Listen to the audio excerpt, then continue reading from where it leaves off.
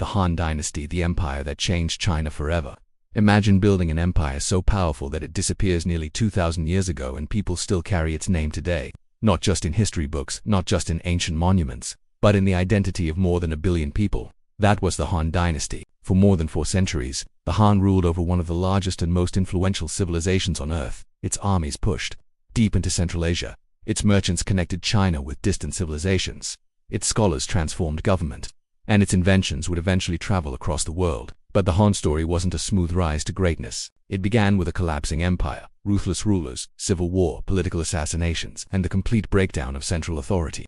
So how did an exhausted China become one of the greatest empires of the ancient world? And how did a dynasty that ultimately collapsed leave behind a cultural identity that survived for thousands of years? This is the story of the Han. To understand the Han, we first have to go back to the Qin Dynasty. In 221 BC, Qin created the first centralized empire. The Qin emperor standardized measurements, unified writing, and launched enormous building projects. But there was a dark side. Taxes were crushing. Forced labor was widespread. The government demanded obedience on an enormous scale. When the first emperor died in 210 BC, the system began to collapse. Within only a few years, rebellion had spread across China. Out of the chaos emerged 2 very different men. One was Shang Yu, an aristocratic warrior, famous for his battlefield ability. The other was Liu Bang, a former minor official from a humble background. Shang Yu looked like the obvious winner. Shang Yu had prestige and military talent. Liu Bang had something different. Patience. Their struggle eventually ended in 202 BC. Shang Yu was defeated. Liu Bang became emperor. The Han Dynasty had begun. Gaozu inherited a country devastated by years of warfare. Farmers had abandoned their fields. The treasury was strained. So Gaozu made a simple decision: govern differently from the Qin.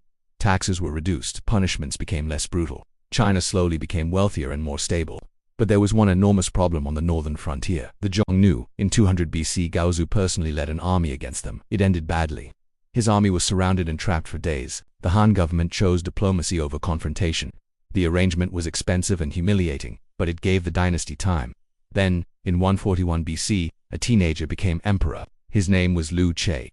History remembers him as Emperor Wu. Emperor Wu wanted expansion. He wanted China to become a true superpower. First, he strengthened the ideology of the state. Confucian thought became central. This created a shared intellectual culture among government officials. Wu turned toward economics. Taking control of salt and iron, the money financed something even more ambitious. Han forces pushed deep into Central Asia and weakened the Zhongnu's power. The empire expanded dramatically. The Han now had a route leading west, and that route would become legendary. The Silk Road. Emperor Wu had sent an envoy named Zheng Qian west.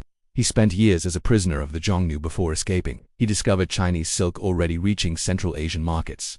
Wu recognized the opportunity. Trade expanded. It was a network connecting China with the Middle East and the Mediterranean. Horses, glass, and ideas moved east, but expansion came with a price. Military campaigns consumed enormous resources, and the costs continued to rise. By the final years of Emperor Wu's reign, the empire was under financial pressure, followed by a devastating political crisis. After Emperor Wu died, the Han political system became unstable. Emperors often came to the throne as children. In 89, Wang Mang declared the Han had lost the mandate of heaven. A new dynasty began, the Qin Dynasty. But reforms collided with reality. The Yellow River flooded, millions were displaced. Rebellion exploded. From the turmoil emerged Liu Zhu in a D25. He reunified the empire as Emperor Guangwu. The Han had returned. During the Han period, papermaking was refined. Paper transformed how information could be recorded and transmitted. The historian Sima Qian created a massive history of China. He chose to survive personal suffering to finish his work. The Han wasn't only about emperors. Millions of ordinary people lived inside its system, influenced by Confucian ideas. But eventually, the system began to fail. In a D184, the Yellow Turban Rebellion erupted. China began to fragment. In 208 AD, the Battle of Red Cliffs saw the defeat of Cao Cao. China would remain divided into 3 kingdoms. The dynasty had lasted for centuries. Its name, Han, became associated with the largest ethnic identity in China.